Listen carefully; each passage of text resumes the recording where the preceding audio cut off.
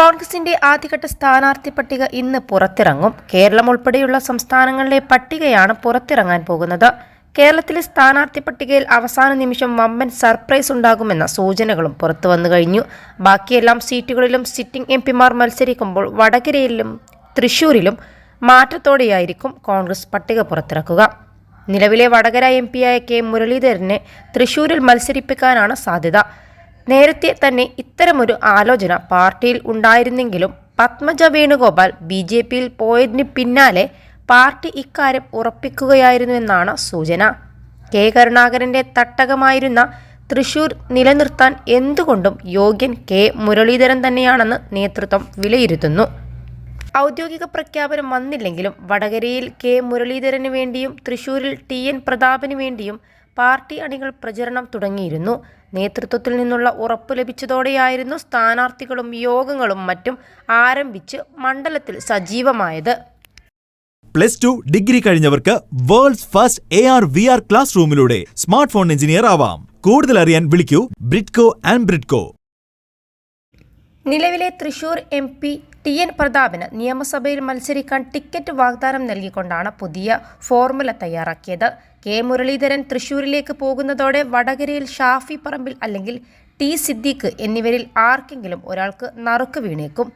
ആലപ്പുഴയിൽ KC വേണുഗോപാൽ മത്സരത്തിന് ഇറങ്ങുകയാണെങ്കിൽ കോൺഗ്രസ് പട്ടികയിൽ മുസ്ലിം വിഭാഗത്തിൽ നിന്നും മറ്റ് പ്രതിനിധികൾ ഉണ്ടാവില്ല.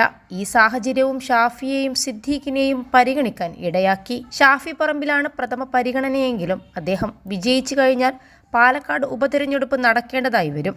ഈ ഉപതെരഞ്ഞെടുപ്പിൽ ഷാഫി പറമ്പിൽ അല്ലാതെ മറ്റൊരാൾക്ക് സീറ്റ് നിലനിർത്താൻ സാധിക്കുമോ എന്ന ആശങ്ക കോൺഗ്രസിനുണ്ട്.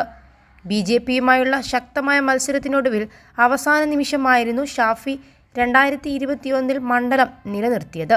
ഈ ഘടകം പരിഗണിച്ച് ഷാഫിയെ മാറ്റി നിർത്തുകയാണെങ്കിൽ മാത്രം T സിദ്ദീഖിനെ പരിഗണിക്കും.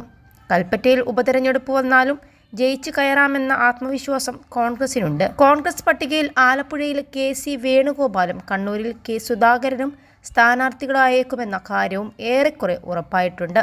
വയനാട്ടിൽ രാഹുൽ ഗാന്ധി തുടരും. സംഘടനാ ചുമതലയുണ്ടെങ്കിലും AICC നേതൃത്വത്തിൻ്റെ ആശീർവാദത്തോടു കൂടിയാണ് KCയുടെ മത്സരം.